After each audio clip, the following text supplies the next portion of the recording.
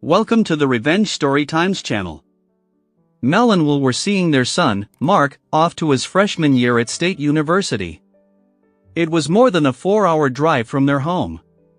They had rented a van full of all the things Mark felt he needed. Mark was about to turn 18. He had been living at home all this time as his parents' relationship had been severely tested by his mother's infidelity.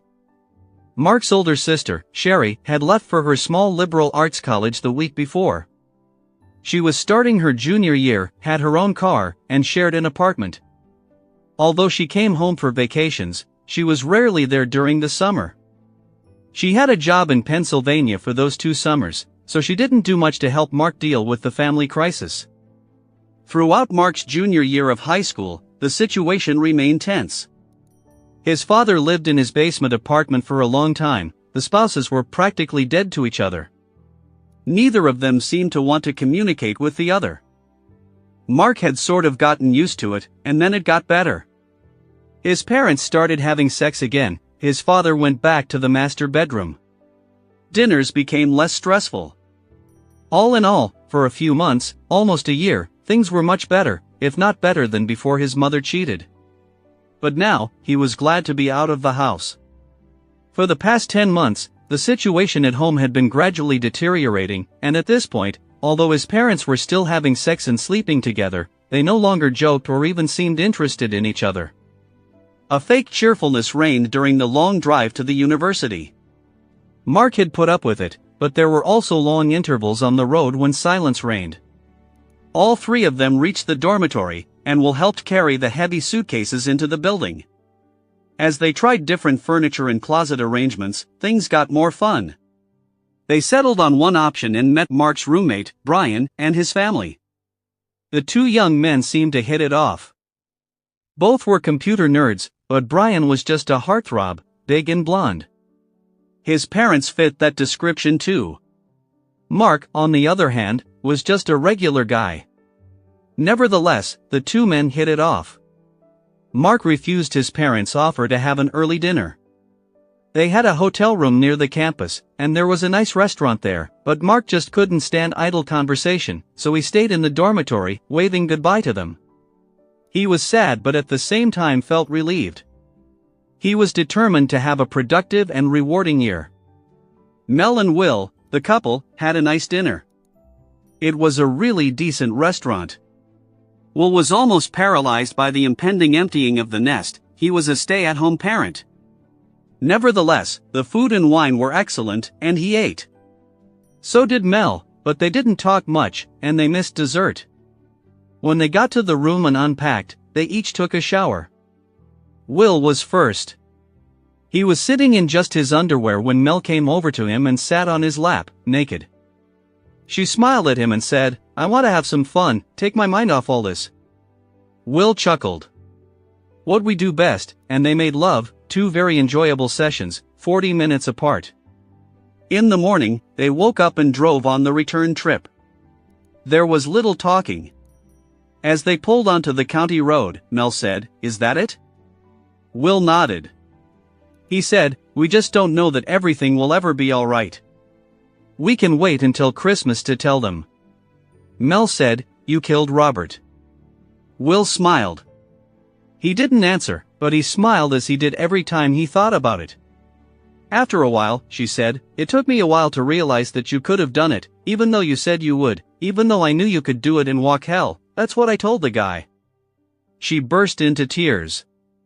Will said, "I have found, without making any comment on the accuracy of your supposed insight, that most people have a hard time believing in evil."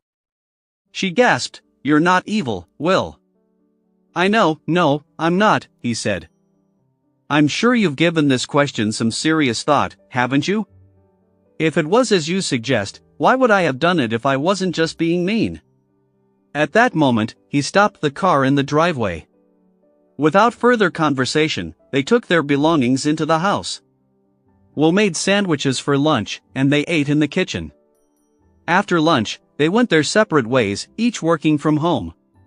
Will used the basement apartment he had made to get away from Mel. He turned it into an office. For dinner, he made pizza and salad. It was very tasty. Mel said, "Damn, I'll never find anyone to cook for me like you do." He replied, "Well, I like to cook. Maybe I'll write a cookbook, then I'll give you a copy, and you can cook for yourself." He paused. "Well, I'll sell you a copy. Maybe it will be a Christmas present." They went to bed in the king's bed. They never touched each other. The next morning at breakfast, Mel chewed, shacks, and gasped to try to save the marriage.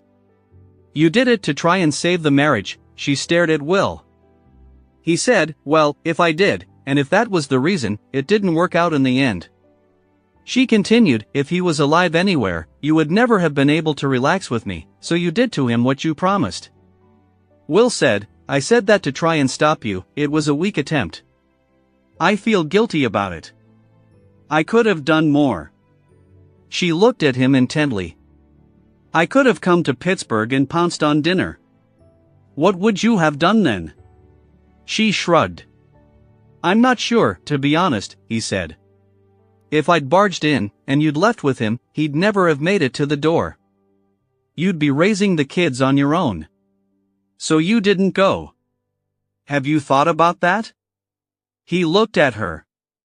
He said, "I think our marriage was fundamentally altered the first time you hooked up with that guy. Even if you had come home and not slept with him, even if I had gotten on the horns, we were. Our love was tainted by slow poison." After a long pause, she said, "It's like the Greek tragedies." He nodded. He asked, "Are you going to fight the divorce?" "No, no. Once I started believing you killed him, well, I tried, but it made you angry." "It didn't seem to, it made me scared. Every time I thought of it, a chill ran through me. It was insidious and cruel. What if you got mad at me, and you gradually drifted apart, no longer friends? I tried, in the end, it didn't matter. Dead or alive, he'll always be the highlight of your life as a woman. It was eating away at me, and you know, the fact that you could do that to us all for sex, well, here we are. You'll be served at work tomorrow." She cried. He didn't cry. In the evening with Robert, Robert had completely forgotten about Mel as he walked Sunday evening from his favorite restaurant toward the apartment. It was cold, and the wind was blowing, but he decided to walk anyway. He liked trudging through the trees and shrubbery. He especially liked to walk in the dark because it made him alert. After all, anything could happen, and oh, wonder it did. He felt a hand on his neck, and then nothing. Will saw that Robert was indeed heading toward his little hiding place on the path. It took him a while to scout out this place, this path.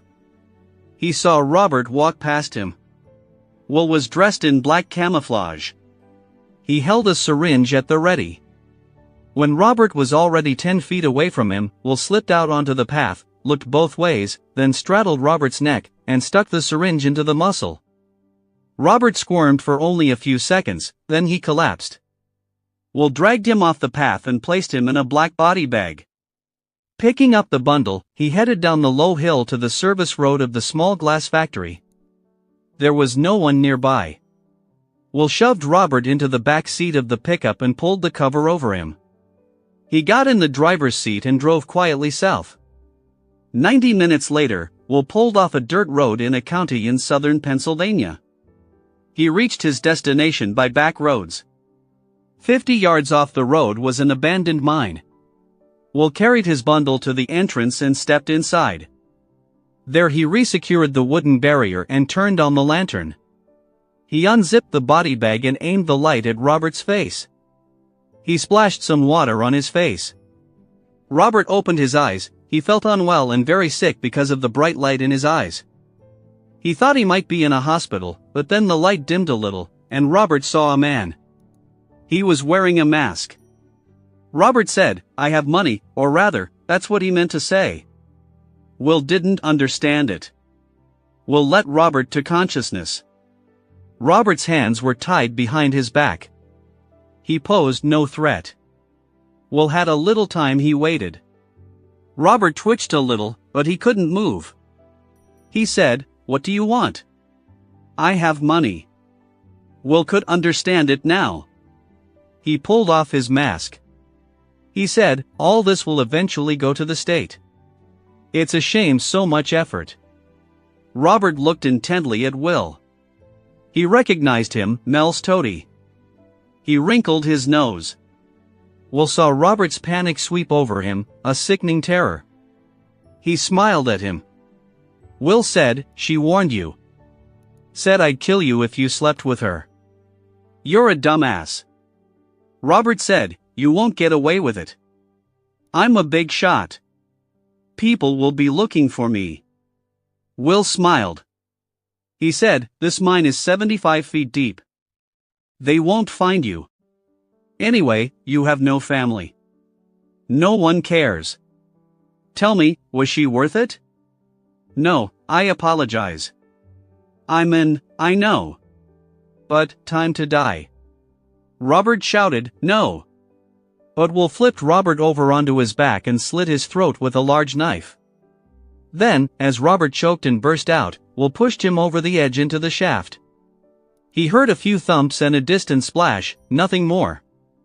Will threw the knife and gloves down the shaft, covering the hole with plywood. He sealed and locked the mine entrance, walked to his truck, and drove away. It took him an hour to get to his cabin. He washed his clothes and went to bed. As the divorce was nearing finalization, Will reflected on Mel's words about why he had killed Robert, to try to save the marriage by removing the threat. To let her think what she thought, almost a gesture of love for her. Perhaps it had indeed crossed his mind, but he knew the true reason for his action. It was that reason that made him smile every time he happened to remember that night with Robert. Thank you for listening until the end. See you in the next episode of Revenge Storytimes. Take care of yourself and your loved ones. Goodbye.